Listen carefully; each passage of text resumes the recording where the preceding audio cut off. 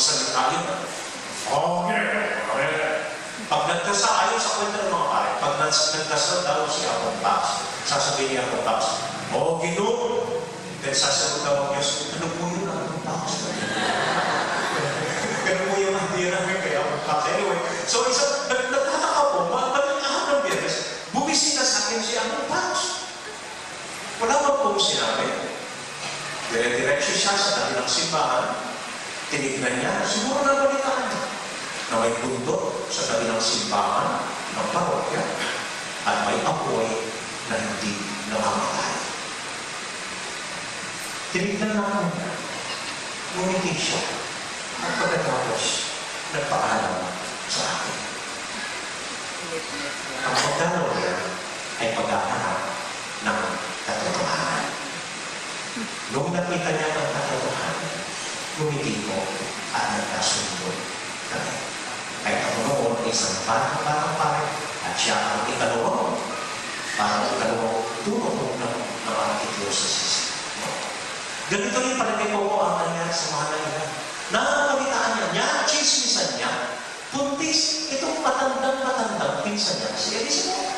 So, imbes na makihalap sa chismis, imbes na gumawa ng haka-haka, imbes na dumagdag sa kwento, nagpunta doon, nagbisita upang malaman ang katotohanan. At nakita niya, 6 months on the way na nga, itong matanda niyang pinsan. Nakita niya ang katotohanan, nalaman niya na totoo rin yung anghel na nagbalita sa kanya ng buntis siya. Natanggap niya ang katotohanan. That very moment, I believe it was the real moment na talagang nalaman niya na totoo ang naranasan niya, na dinig niya sa akin, at ang nangyayari sa kanya. And because of that, nagyakapan, tuwang-tuwa itong dalawa, at naging panatag ang kanilang kalooban, at talagang naniwala sa Diyos.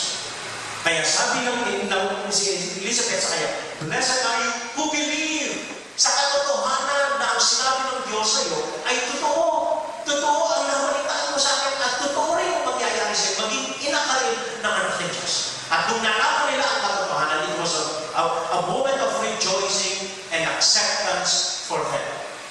At ang pagdaraw na yun ay umabot po ng 3 buwan. You will see that in the gospel tomorrow. Ang tunay na pagdalaw ay pagharap ng katotohanan na kailangan kita, na kaibigan kita, na masaya akong makasama ka at minamahal kita. And that is one blessing of a real visit. Amen? Amen. Ikatlo po, hindi naman lahat ng bisita ay nakakatuwa. May mga bisita mo, pag dumating ito, hindi ba may malaki pong pagkakaiba ang bisita at ang bumisita. Malaki pong pagkakaiba yan. No? Yung bisita at ang bumisita. Anong pagkakaiba? Yung bisita po, nagdadala ng regalo. Ay, pasalubong, ito sa iyo, dala ko. Yung bumisita, nag-uuwi ng pagkain. Hindi na nagdala, dadala pa, may yuki pa. Okay?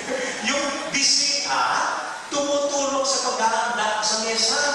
Nakikisa, hindi lang nakaupo, talagang magseset na, tulong yan. Yung bumisita, nakaupo lang at nagpapa-serve. Yung bisita, tunay na bisita, nagdadala ng kagandahang loob. Nagdadala ng kagalakan. Yung buwisita, nangungutang. Ano po niyo ang i-request? Another confession po at another panghihinayang. Mula po nung dumating ako sa St. Jude, nais ko po at pangarap ko na sana mabisita kayo sa inyong mga tahanan. Ito pangarap ko. Nung last Christmas po, first ibang gabi, I remember telling Brother Ted, mag-schedule ka, magdalaw tayo ng mga bahan para mabisita ko. Then sabi ni Brother Ted sa akin, walang mga takers, busy daw lahat nagtatrabaho. So, finally this year, kung kailan malapit ako umalis, nagkakaturo ko. Every night after this Mass, every morning after this Mass, nakakadalaw po ako ng iba't ibang bahay. At tuwang-tuwa po ako. Minsan po, minsan nahiya po ako kasi ang dami kong mga kasama yun. Minsan po sabi ko mga nights, minsan kasama ko lang kung nasa ano. Minsan, nakakaya. Sabi ko, nakakaya. Nakabala ko yun, dami-dami. Kaya mo, sabi niya, hindi po. It is a blessing na mabisita namin kayo. And that is the real word of a visit. A real visit, nagiging blessing po, nagiging biyaya para sa ating lahat at madalo tayo ng ating kapwa.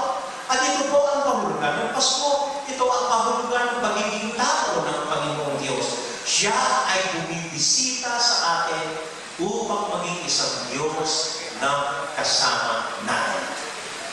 Naranasan ko po ito kanina lang. Meron po akong misa kaninang umaga, pagkatapos ng misa madaling araw, may dalawa akong binya, may bisita, kausap, and then another binya. Then natapos po kami 1 o'clock, magpapahinga sana ako, dahil may kasal pa po ako ng alas 3 sa Bacolod. Sabi ko kayo sa Costa, 1 to 2 pwede mo tayo. Mamaya-maya, pagdating po sa kwarto, nakita ko, ang dami kong miss ko, ang dami kong text. Yung isang kaibigan ko po, yung kasamahan namin, volunteer namin sa Menofry, birthday niya, tawag sa niya, ikaw lang ang bisita ko, ikaw lang ang hinihintay ko, ano po may binyag ka? Sa after binyag, tuloy ka dito. Matutulog na lang ako. Para magpahinga. Na mga madaling naligo, nagbibis, at nagtito-puto. Tumating po ako doon ng mga 1:30. Ako na nga lang. Ako wala. Papunta po, ayaw ko talaga magpunta sa totoo. Pero yung pag-alahan, dinala ko po sa kaibigan ko. Hindi po mapabayaran kahit isang linggo tulog.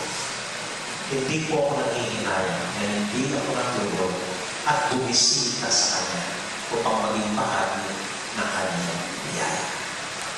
It is a blessing to be visited and to visit. This is the message, this is the invitation, this is the challenge of our gospel today. Ang pagdaraw ng mahal na ina sa pinsan niyang Isabel. Ito po ay inilalarawan ang mas matindi, mas malaki, mas mabiyayang pagdaraw ng Diyos sa atin na mangyayari sa Pasko. Isang paanyaya at hamon din sa atin na lumabas po tayo sa ating mga kulungan at malaya, mapayapa, masaya, paminsan-minsan, marunong at matutong dumalaw sa isa't isa. Isang tunay na bisita at hindi bumisita. Amen? Amen. Birthday ko dami. Tinawagin ng kaibigan niya si Pedro. Pedro, sabi niya, punta ka sa bahay. Birthday ko. Ikaw na ang bisita ko. Sure, sabi ni Pedro. Pero saan ba yung bahay doon? Hindi pa ako nakakapunta dyan. Madali yun, sabi niya. Sakay ka ng tricycle. Pababa ka sa kanto. Pagdating sa kanto, lipat ka ng tulay. Pagkalipat ng tulay, kanan. Pagdating sa kanan, may Berlin Gate. Pagdating mo sa Berlin Gate, sipain mo ang gate. Sabi ni Pedro, sisipain ko. Ba't na lang ako kakatok? Ay, sabi ni Cortapio, hindi ka pwedeng kumatok. Kasi sa isang kamay mo, ang cake, sa isang kamay mo, ang regalo dadalhin mo para sa akin. Hindi ka pwedeng kumatok. Mary brought nothing with her but her joyful greeting, and Elizabeth did not prepare anything for her but her meaningful greeting. And that wasn't enough for a wonderful visit. Amen? Amen. Madalas, no, kahit ang Panginoon ko, kahit ang Panginoon, naghihintay ko ng pagdalaman natin. If I may speak for Him, hindi lang po simple gabi, hindi lang linggo, minsan-minsan, naghihintay din ng dalawa